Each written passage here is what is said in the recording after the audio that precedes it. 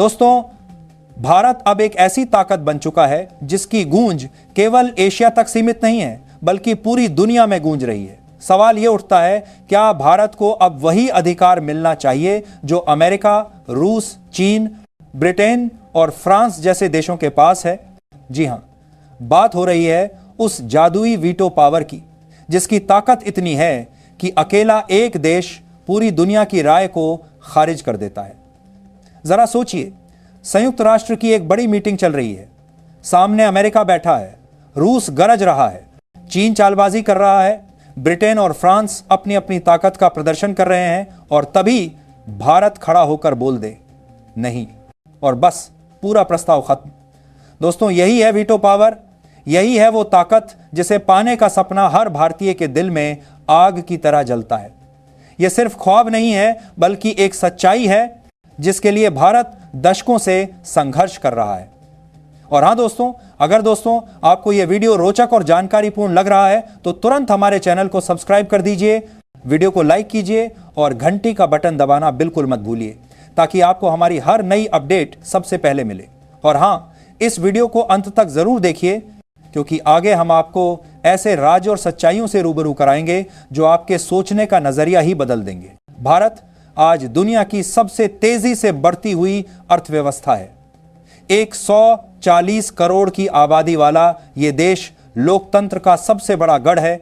विज्ञान, टेक्नोलॉजी और रक्षा में ऐसे कारनामे कर चुका है जिनकी कल्पना बड़े बड़े मुल्क भी नहीं कर पाए। आपको याद है, जब भारत ने चांद पर तिरंगा गाड़ा था, पूरी दुनिया दंग रह गई थी। मंगल की दौड़ में भारत ने सबसे कम खर्च में वह कर दिखाया जो अमेरिका और रूस जैसे देश भी सपने में सोचते थे। और अब सूरज के रहस्यों को जानने का भारत का मिशन भी आसमान छू रहा है। तो फिर सवाल यह है, इतने बड़े बड़े बढ़ते समाज हो रहा है, कदम उठाने वाला भारत क्या अब भी संयुक्त राष्ट्र में सिर्फ दर्शक बना रहेगा? संयुक्त राष्ट्र सुरक्षा परिषद यानी UNSC में कुल 15 सीटें हैं। इनमें से सिर्फ 5 सीटें स्थायी हैं। अमेरिका, रूस, चीन, फ्रांस और ब्रिटेन। और इन्हीं के पास है वो जादुई हथियार यानी वीटो पावर। यह हथियार इतना खास है कि अगर पूरी दुनिया किसी प्रस्ताव पर हां कर दे, लेकिन इन 5 में से कोई एक ना बोल दे, तो प्रस्ताव वहीं ढेर। अब जरा सोचिए, अकेला एक देश पूरी दुनिया की आवाजों को दबा देता है। यही वजह है कि इन्हें कहते हैं सुपर पावर। बाकी 10 सीटें अस्थायी हैं, मतलब 2 साल की टिकट और फिर बाय बाय। इन देशों का हाल वैसा ही है जैसे क्रिकेट में 12वां खिलाड़ी टीम में मौजूद तो होता है, पर असली खेल में उसका कोई रोल नहीं। तो असली सवाल यही है, भारत को अब तक यह वीटो पावर क्यों नहीं दी गई? दोस्तों, यह वही भारत है जिसने दूसरे विश्व युद्ध के बाद दुनिया के शांति अभियानों में सबसे ज्यादा सैनिक भेजे। यह वही भारत है जिसने आतंकवाद के खिलाफ सबसे बड़ी लड़ाई लड़ी। यह वही भारत है जिसने कोरोना महामारी के दौरान पूरी दुनिया को दवाइयां भेजी और जान बचाई। यह वही भारत है जिसकी आईटी इंडस्ट्री अमेरिका से लेकर यूरोप तक फैली हुई है। गूगल, माइक्रोसॉफ्ट, IBM, अडोबी जैसी दिग्गज कंपनियों के CEO भारतीय हैं। भारत के पास दुनिया की तीसरी सबसे बड़ी सेना है। भारत ने विज्ञान और स्पेस में वो कर दिखाया है जिसकी उम्मीद दुनिया को नहीं थी, लेकिन इसके बावजूद भारत को स्थायी सदस्यता और वीटो पावर से बाहर रखा गया है। सोचिए दोस्तों, अगर भारत के पास वीटो पावर आ गई तो सबसे पहले हिलेगा पाकिस्तान। आज पाकिस्तान हर अंतरराष्ट्रीय मंच पर कश्मीर का रोना रोता है, लेकिन उस दिन कोई उसकी नहीं सुनेगा। भारत का नहीं, उसके सारे खेल पल में खत्म कर देगा। दूसरा बड़ा झटका लगेगा चीन को। चीन ने हमेशा संयुक्त राष्ट्र में भारत को रोकने की कोशिश की है। मसूद अजहर जैसे आतंकियों को बचाने के लिए वीटो का इस्तेमाल किया, लेकिन अगर भारत को यह ताकत मिल गई तो चीन की सारी चालबाजियां धरी की धरी रह जाएंगी। तीसरा और सबसे बड़ा असर पड़ेगा भारत की इज्जत पर। आज पूरी दुनिया मानती है कि भारत सबसे तेजी से आगे बढ़ने वाली अर्थव्यवस्था है। जब प्रधानमंत्री नरेंद्र मोदी संयुक्त राष्ट्र में भाषण देते हैं तो पूरी दुनिया ध्यान से सुनती है। अगर भारत के पास वीटो पावर होगी तो यह है नौमा सिर्फ भारत की जीत नहीं, बल्कि हर भारतीय के आत्मसम्मान की जीत होगी। अब आइए थोड़ा राजनीति के खेल को समझें।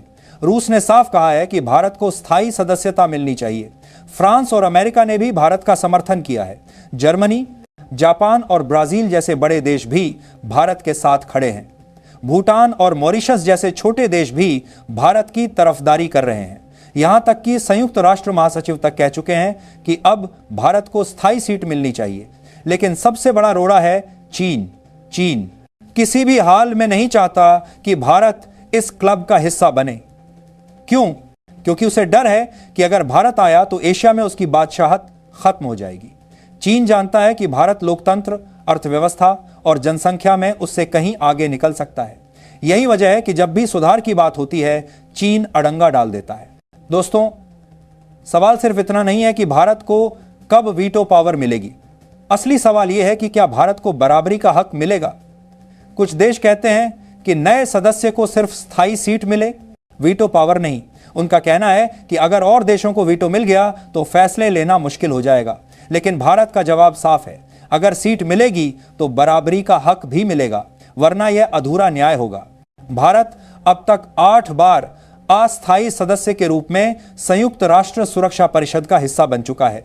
पहली बार 1950, फिर 1967, 1972, 1977, 1984, 1991, 2011 और 2021 में। हर बार भारत ने यह साबित किया कि उसकी ताकत किसी स्थायी सदस्य से कम नहीं है, लेकिन फिर भी हर बार उसे असली स्थायी सीट से दूर रखा गया। दोस्तों, यह मुद्दा सिर्फ राजनीति का नहीं है, यह हमारे आत्मसम्मान का मुद्दा है। किसान चाहता है कि भारत मजबूत बने ताकि उसके हितों की रक्षा हो सके। युवा चाहता है कि कोई और उसके भविष्य का फैसला न ले। आम आदमी चाहता है कि जब अंतर्राष्ट्रीय मंच पर भारत की बात हो तो कोई उसे हल्के में ना ले।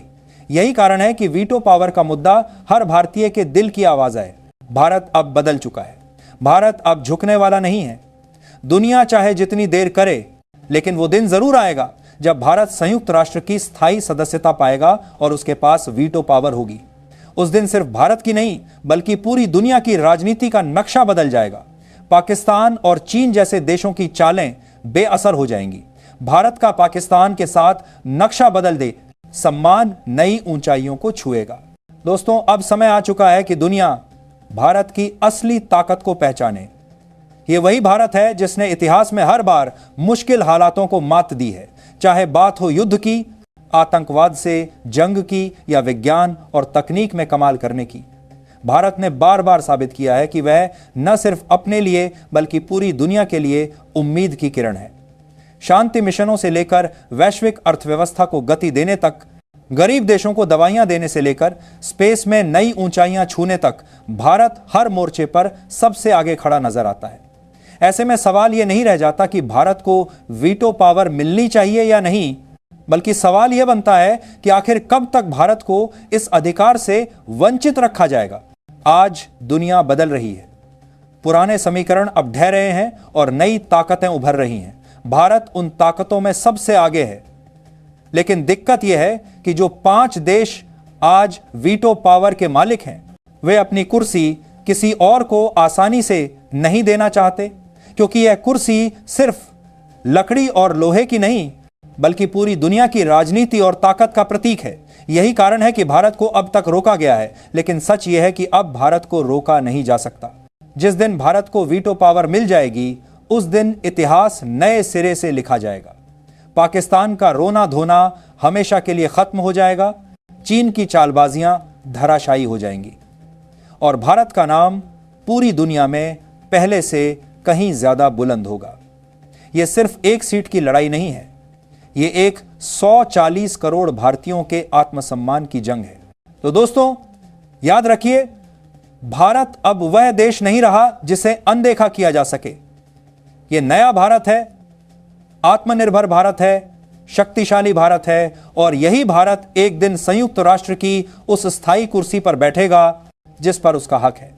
उस दिन दुनिया देखेगी कि जब भारत बोलता है तो पूरी दुनिया सुनती है और तभी हम सब मिलकर कहेंगे, यह भारत की नहीं बल्कि हर भारतीय की जीत है। जय हिंद।